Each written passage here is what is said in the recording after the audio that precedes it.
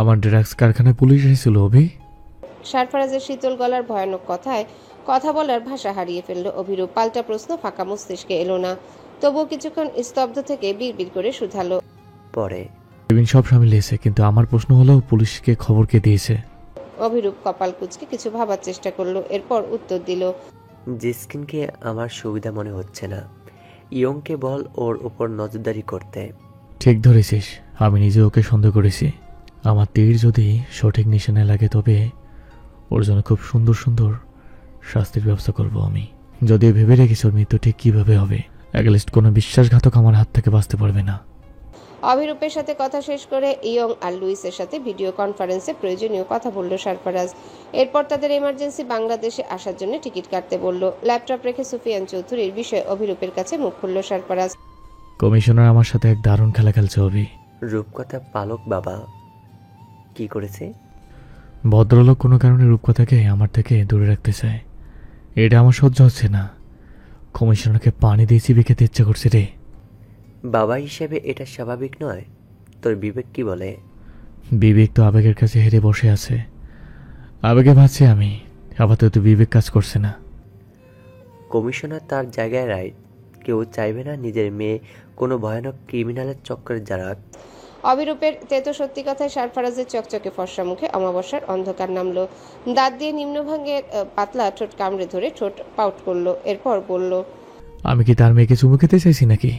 শুধু দেখতে চেয়েছি কত বড় হয়েছে। একটু দেখতে দিলে কি হয় ওর? চুমুর কথা বলে নিজে নিজেই লজ্জায় লাল হলো সারফারাজ। অভিরূপের চোখে তা এড়ালো না। ঠোঁটে দুষ্টু হাসির রেখা ফুটিয়ে অভি বলল।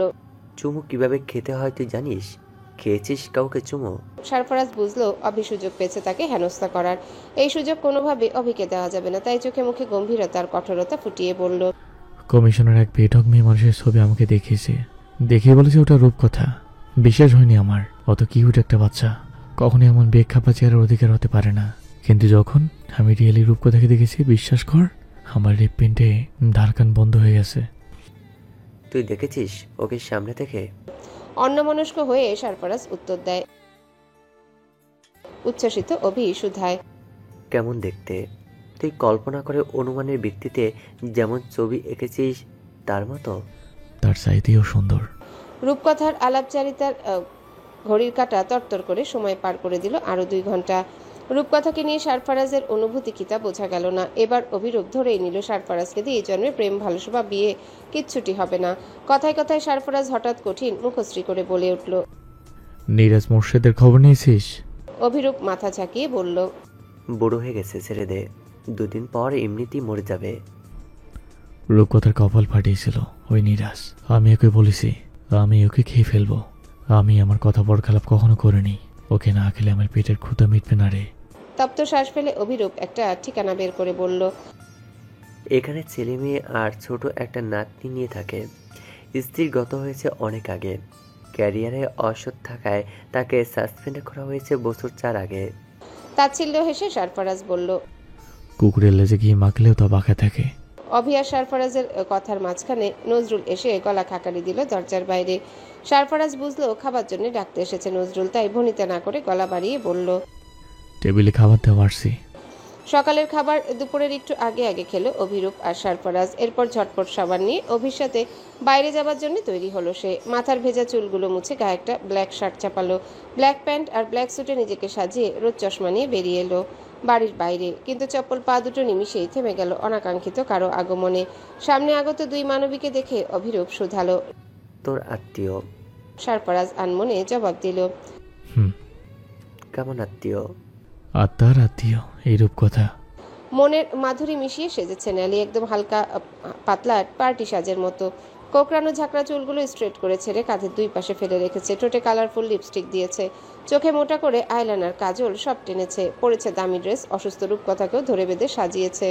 নেলির এহেন বোকাকাণ্ডে রূপকথা খেকিয়ে বার কয়েক জিজ্ঞাসা করেছে রামপুরা গেলে এত সাজতে হবে কেন, কিন্তু নেলি কোনো প্রতিউত্তর করেনি। সারফারাজদের বাড়ির আঙিনায় রূপকথা নেলি যখন পৌঁছালো তখন দুজনেই সারফারাজ আর অভিরূপকে দেখতে পেল। রূপকথা তেমন তোয়াক্কা না করলেও নেলি মনে মনে ভীত হলো। ব্যাগ থেকে ঝটপট একটা ছোট মিরর বের করে চেহারাটা ভালো করে পরখ করে নিল। সব ঠিক আছে, শুধু গাড়ির বাতাসে চুলগুলো আলুথালু হয়ে রয়েছে, ওসব ব্যাপার নয়। সারফারাজের গেটআপ দেখে নেলি মনে মনে বলে উঠল, দেখ দেখ, দারোয়ানের ভাব দেখ, মালিকের অবর্তমানে কেমন মালিক সাজা হচ্ছে, বেটা গুন্ডা। হঠাৎ বালিশের তলায় বন্দুকের কথা মনে পড়তে চুলগুলো একটু ঠিক করলো নেলি। এরপর মনে মনে বলল, শুটটা কোথায় করবে, কপালে না ভুঁড়িতে? না না, কপালে করলে সাজ নষ্ট হবে।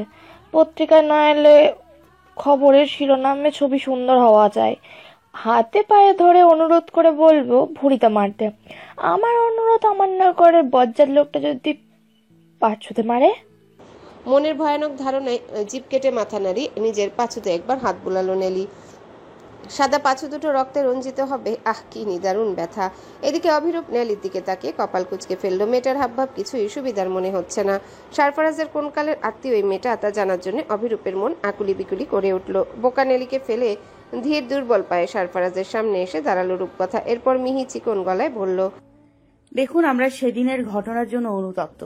কাউকে না বলে লিচু গাছে ওটা উচিত হয়নি আমাদের। এর জন্য উচিত ক্ষমা করবেন। রূপকথা সাবলীল কথায় সারফারাজ পাল্টা কথা বলার ভাষা হারালো। বুকে কেমন ঢিপ ঢিপ শব্দ হচ্ছে, হৃৎপিণ্ড লাফিয়ে লাফিয়ে বেরিয়ে যেতে চাইছে, মাথা কেমন পিনপিন করে ঘুরছে। একটু জ্ঞান হারাতে পারলে ভালো হতো। এদিকে দুষ্টু মনে কেমন উদ্ভট গান বেজে যাচ্ছে। সারফারাজকে নিরুত্তাপ দেখে রূপকথা মাথা নিচু করে বলে উঠল, আমার একটা মেরুন রঙা ব্যাগ আপনাদের ঘরে রয়েছে, সেটা নিতেই আমরা এসেছি। ব্যাগটা দয়া করে দিয়ে দিন আমায়। রূপকথার এই কথাটা সারফারাজের কানে গেল না। মৃদুমন্দ আবহাওয়ায় সারফারাজদের বাড়ির সামনের খোলা মাঠে কিশোরের দল ক্রিকেট খেলছে। তাদের উচ্ছ্বাস, ব্যাট বলের শব্দ আর চিৎকার চেঁচামেচি সারফারাজের কানে কেমন জোরে জোরে আঘাত করছে। সামনে দাঁড়ানো বিশাল দেহী মানুষটার এমন বেখেয়ালি গর্ধবের মতন আচরণে রূপকথা অল্প রুষ্ট হলো। তার কাছে মনে হলো এক লোকটা নির্বোধ, নয়তো এতগুলো কথা বলার পরও কেউ এমন ক্যাবলাকান্তের মতো চুপচাপ দাঁড়িয়ে থাকে। রূপকথা আবারও বলতে চাইল, আপনি মনে হয় আমার কথা শেষ করতে পারল না রূপকথা। নিজের সাথে রূপকথাকে টেনে মিশিয়ে ডান হাতে খপ করে ধরে ফেললো ক্রিকেট বল। আকস্মিক এহেন কাণ্ডে ভড়কে গেল নেলি আর অভিরূপ। দারোয়ানের বুকে রূপকথাকে বেশ বেমানান ঠেকালো নেলির কাছে। দাঁতে দাঁত পিষে গুটি গুটি পায়ে সারফারাজের ধারে এগুতে অভিরূপ তাকে থামিয়ে বলল, খুব সুন্দর রোমান্টিক সিন চলছে, নো ডিস্টার্ব। কাবাব মে হাড্ডি হলে অজগরের কাবাব বানিয়ে খাইয়ে দেবো তোমায়। এবার অভিরূপের মুখের পানে নজর দিল নেলি। অভিরূপের হাসি খুশি চেহারাটা দেখে পেট গুলিয়ে গাল ফুলিয়ে উঠল নেলির। পা দুটো কেমন থরথর করে কেঁপে উঠল, মুখ ভরে বমি পাচ্ছে। আরে এটাই তো সেই লোক যে স্বপ্নের ভিতরে তাকে জোর করে অজগর কাবাব খাওয়াতে চাইছিল।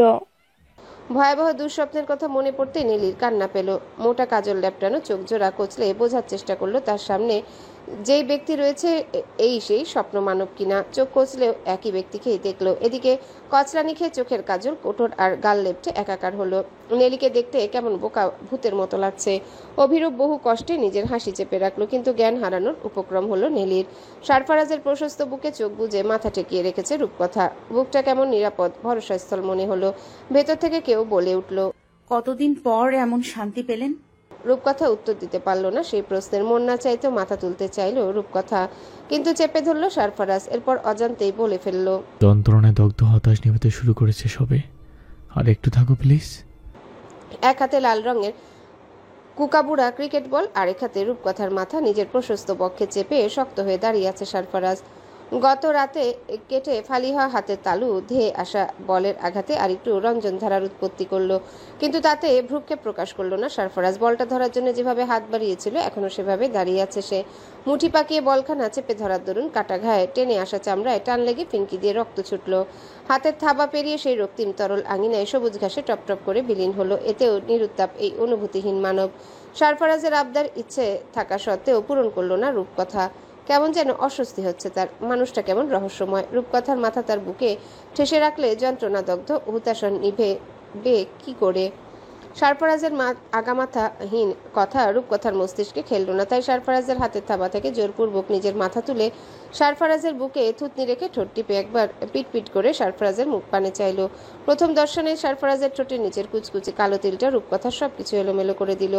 যুবক যথেষ্ট আকর্ষণীয়, কালো রঙের চারকোনা ফ্রেমের রোদ চশমা যুবকের ওভাল শেপের মুখশ্রীতে অনন্য সৌন্দর্য সৃষ্টি করেছে।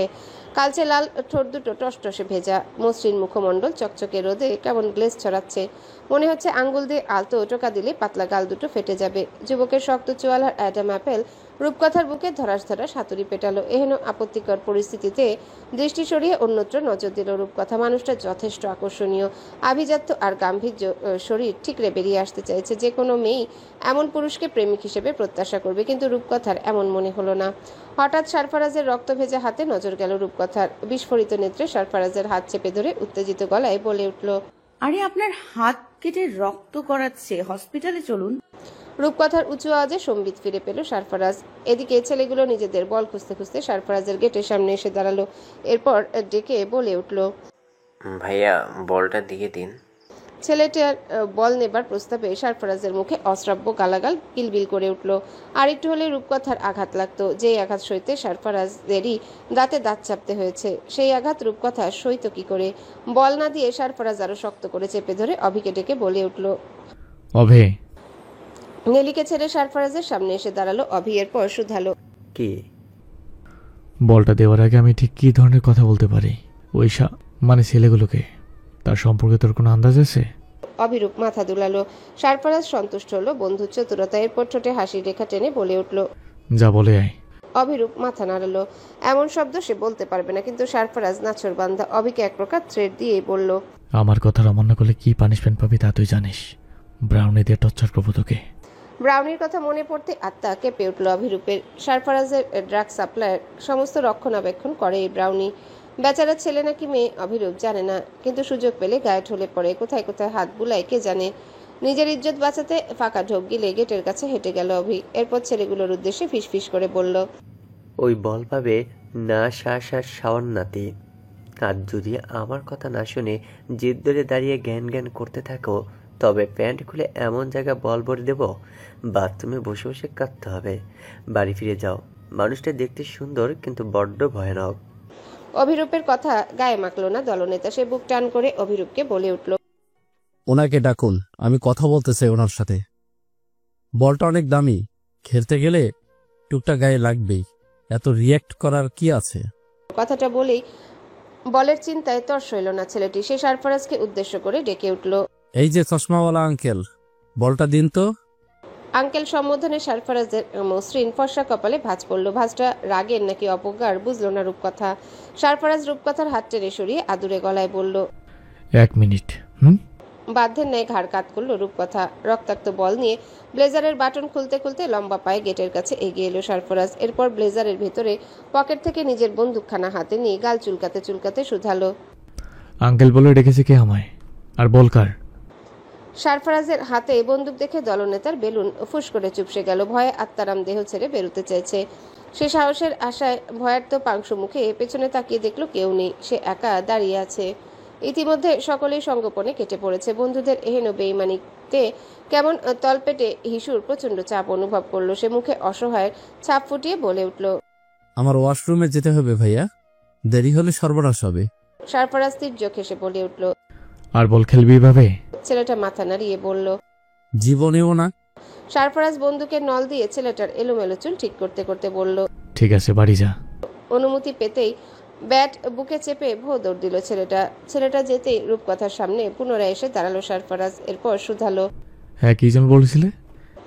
সারফরাজের আকর্ষণীয় কণ্ঠে কথার তালগোল পাকিয়ে গেল রূপকথার। তবুও নিজেকে সংযত রেখে আঙ্গুলি নির্দেশ করে বলল, আপনার হাত। রূপকথার নির্দেশে কেটে যাওয়া হাতখানা চোখের সামনে এনে একবার পরব করলো সারফরাজ। সাদা ব্যান্ডেজ রক্তে ভিজে একাকার। এই মুহূর্তে রক্ত বন্ধ করা প্রয়োজন। চুয়ে পড়া রক্তের ধারা শিথিল করতে বার কয়েক হাত ছাড়া দিল সারফরাজ। রূপকথা হাতের ইশারায় বাধা দিয়ে বলে উঠল, দাঁড়ান, আমি হেল্প করছি। বাসায় স্যাভলন আর তুলো আছে। কথাটা বলেই সারফরাজের মুখ পানে দৃষ্টি তাক করলো। এক ভ্রু উঁচিয়ে বাঁকা হাসলো সারফরাজ। এরপর বলল, কাম উইথ মি ডক্টর। সারফরাজের মুখে ডক্টর সম্বোধন কথাটা বেশ মনে ধরল রূপকথার। লাজুক হেসে নেলিকে ডেকে বলল, এদিকে আয় নেলি। বেচারি নেলি এতক্ষণ চুপচাপ অবাক নয়নে পর্যবেক্ষণ করছিল সবকিছু। ঘটনা কোথায় থেকে কোথায় যাচ্ছে তার কোনো আগামাথা খুঁজে পেল না সে। রূপকথার সাথে এই বদলোকের মাখামাখি পছন্দ হলো না নেলির। এদিকে অভিরূপ তাকে কেমন ঘুরঘুর করে দেখছে। ছেলেটার চেহারা দেখে কেমন ভয় লাগছে। মনে হচ্ছে এখনই পকেট থেকে অজগরের মাংস বের করে বলে উঠবে, দর নিলি অজগর খা। একটু কি বিচ্ছিরি ব্যাপার। নেলির বোকার মতো দাঁড়িয়ে থাকা দেখে অভিরূপ মুখের সামনে চুটকি বাজিয়ে বলে উঠল, তোমার বান্ধবী ভেতরে চলে গেছে, এখানে দাঁড়িয়ে কি ভাবছো তুমি? বিশেষ অভ্যর্থনায় ভেতরে নিতে হবে তোমাকে? অভিরূপের অধিক বাড়াবাড়িতে নেলি প্রচন্ড রাগ হলো। চিকন গলায় সে অভিরূপকে ধমকে বলে উঠল, এই আপনি চুপ করুন তো, সব সময় বেশি কথা বলেন। কথাটা বলে হনহন করে হাঁটা ধরল। নেলি যাবার পানে তাকিয়ে অভিরূপ বলে উঠল, যা বাবা, আমি আবার কি করলাম? সারফারাজের ড্রয়িং রুমে সোফায় পা ছড়িয়ে বসলো সারফারাজ। রূপকথাকে হাতের ইশারায় বসতে বলল, সে ঠায় দাঁড়িয়ে রইল। কামালকে ডেকে তুলো আর স্যাভলন দিতে বলল সারফারাজের সাথে এক বোল কুসুম গরম জল। কামাল দৌড়ে গিয়ে সব রেডি করে সারফারাজের সামনে আনতে মাথা ইশারা করে সারফারাজ বলল, ডক্টর সাহেবের কাছে দাও। আজকে আমার পুরোটাই ওনার কাছে সঁপে দিয়েছিলাম। কামাল চাচা, সে আমাকে মারুক কাটুক যাই করুক, আমার কোনো আপত্তি নেই। সারফারাজের ঠেস দেওয়া কথা বৃদ্ধ কামাল খুব করে বুঝলো। কথার মর্মার্থ বুঝে সে ঠোঁট টিপে হেসে প্রস্থান নিল। এরপর ফিরে এলো ছোট একটা টুল নিয়ে। কামালের থেকে টুল নিয়ে সারফারাজের সামনে বসলো রূপকথা। এরপর পানিতে স্যাভলন ঢেলে তুলো ভিজিয়ে পরম যত্নে টেনে ধরলো সারফারাজের হাত। রূপকথার স্পর্শে সোফায় হেলান দিয়ে চোখ বুজে ফেললো সারফারাজ। এই অনুভূতি বোঝানোর ভাষা তার জানা নেই। সেদিনের সেই ছোট রূপকথা এত বড় হয়ে তার সামনে দাঁড়িয়েছে, অথচ নিজের পরিচয়টুকু প্রকাশ করতে পারছে না সারফারাজ। কষ্টে বুক মুষড়ে উঠছে বারবার। নিজের যন্ত্রণা দমিয়ে রেখে সোজা হয়ে বসলো সারফারাজ। রূপকথা খুব যত্ন সহকারে সারফারাজের ক্ষত পরিষ্কার করছে। চশমার কালো কাজ ভেদ করে রূপকথার ফর্সা মায়াবী মুখশ্রী দেখতে বেশ বেগ পোহাতে হচ্ছে তাকে। তবুও চশমা খুলল না সে। পাছে তার ছ্যাবলার মতো ঘুরে ঘুরে রূপকথাকে দেখা বন্ধ হয়ে যায়। রূপকথার দিকে এক নাগারে তাকিয়ে থাকতে থাকতে হঠাৎ সারফারাজের মনে হলো তার সামনে 12 বছর আগে 6 বছরের ছোট্ট রূপকথা বসে আছে। রূপকথার খিলখিল হাসি, চঞ্চলতা, দুষ্টুমি, এলোমেলো প্রশ্ন, কুচকুচে কালো বড় বড় পাপড়িওয়ালা চোখ, চিকন চিকন দাঁত, সব কেমন যেন সারফারাজকে ঘায়াল করলো নিমিষেই। হঠাৎই কোর্টে চালানের দিন পুলিশ স্টেশনের প্রাঙ্গণে রূপকথার আহাজারি কানে জোরে জোরে বাড়ি খেলো সারফারাজের গলা জড়িয়ে রূপকথার হাত পা ছোড়ার দৃশ্য মনে পড়তে ব্যথায় বুকটা কেমন ভার হলো। পুরনো স্মৃতি চারণ করতেই কখন সারফারাজের গাল গড়িয়ে নোনতা জলের ধারা প্রবাহিত হলো তা খেয়ালই করলো না সারফারাজের হাত পরিষ্কার করতে করতে সহসাই থেমে গেল রূপকথার হাত। নিজের কাজ ফেলে সারফারাজের পানে তাকিয়ে তপ্ত শ্বাস ফেলল রূপকথা। এরপর মনে মনে বলল, এত বড় শক্ত সামর্থ্য মানুষটা সামান্য ব্যথা এভাবে কাঁদছে। রূপকথার মনের প্রশ্ন মনে চেপে নরম গলায় বলল, খুব লাগছে বুঝি? আমি তো আলতো হাতেই করেছি। সারফারাজ মাথা দুলিয়ে প্রতিউত্তর করল, আমি ঠিক আছে। রূপকথা আবার নিজের কাজে মনোযোগী হতে আনমনে রূপকথার মাথায় হাত ছোঁয়ালো সারফারাজ। এতে সামান্য নড়ে উঠল রূপকথা। সম্বিত ফিরে পেতে হাত সরিয়ে সারফারাজ বলল, আই এম সরি। ক্ষত পরিষ্কার করে আরেকটা ব্যান্ডেজ হাতে বেঁধে উঠে দাঁড়ালো রূপকথা। এরপর ঠোঁটে হাসির রেখা ফুটিয়ে বলে উঠল, আপনার কথা শেষ, এবার আমার ব্যাগ দিন, আমাদের বাড়ি ফিরতে হবে। রূপকথা চলে যাবে ভাবতেই সারফারাজের মন কেমন করে উঠল, কিন্তু স্বাভাবিক থাকার চেষ্টা করে শুধালো, কেন এসেছিলে এই বাড়িতে? সারফারাজের প্রশ্নে মাথা নিচু করে ফেলল রূপকথা। এরপর নিভু গলায় বলল, কাউকে খুঁজতে। কাকে? সারফারাজকে। সারপ্রাইজ কি হয় তোমার? উত্তর দিল না রূপকথা, বরং পাল্টা প্রশ্ন ছুড়ে বলল, আপনি এই বাড়িতে কি করেন? সারফারাজ সোফা ছেড়ে উঠে দাঁড়িয়ে বলল, আমার বাড়িতে আমি কি করতে পারি মিস রূপকথা? আগন্তুকের মুখে নিজের নাম শুনে চমকে উঠল রূপকথা। এরপর চট করে বলে উঠল, আমার নাম জানেন কি করে? তোমার কাজিনের থেকে শুনেছি গতকাল। রূপকথা ঠোঁট গোল করে বলল, ও। এসো আমার সাথে। কথাটা বলে সিঁড়ি ধরে হেঁটে উপরে উঠল সারফারাজ। রূপকথা গুটি গুটি পায়ে অনুসরণ করলো সারফারাজকে। সারফারাজ আর রূপকথা দোতলায় উঠতে নেলি ফিস ফিস করে অভিরূপকে শুধালো, এই দারোয়ানটা বড্ড শয়তান আর ধূর্ত। আপনি চেনেন একে? অভিরূপ স্বাভাবিক গলায় বলল। ও মা, নিজের বন্ধুকে চিনব না? নেলি পাল্টা প্রশ্ন করলো, আপনি কোন বাসার দারোয়ান? আমাকে দেখে কি দারুণ মনে হচ্ছে? কোন অ্যাঙ্গেল থেকে আমার চেহারা বা গেট আপ দারুণের মতো? নেলি অভিরূপের উঁচু গলায় ভরকে গিয়ে বলল, আপনার বন্ধুকে দেখেও বোঝা যায় না সে দারোয়ান, কিন্তু গতকাল লুঙ্গি উঁচিয়ে যেভাবে লাঠি নিয়ে দৌড়ে এসেছিল, ও মাই গড। অভিরূপ ঘটনা বুঝতে পেরে দেহে আসা হাসি রোধ করে বলল, ও দারুণ নয়, লুঙ্গি ফললে কেউ দারুণ হয় না মিস বোকাফুল। নিজের নামের এমন উপমায় কপাল চোখ কুঁচকে দূরে সরে দাঁড়ালো নেলি। এরপর গজগজ করে বলল, আপনাকে মোটেও দেখতে ইচ্ছা করছে না। তাহলে দেখো না। ইচ্ছে করে দেখতে চাইছি না কি, সব কারসাজি তো উপরওয়ালার, নয়তো এই মানুষ আমার স্বপ্নে কি করে? অভিরূপ মাথা বাড়িয়ে শুধালো, কিছু বললে? কার স্বপ্নে কি এসেছে?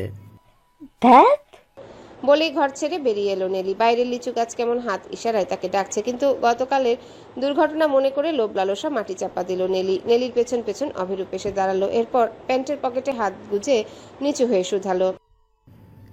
লিচুগুলো তোমাকে ডাকছে? নেলি বিরক্ত হয়ে বলল। আচ্ছা ফাজিল লোক তো আপনি, এমন জ্বালাচ্ছেন কেন? অমায়িক হেসে ঠোঁট কামড়ে ধরে অভিরূপ বলল, হ্যালো বন্ধুরা, পরবর্তী পার্ট খুব তাড়াতাড়ি আসবে, তো সবাই অপেক্ষায় থাকো।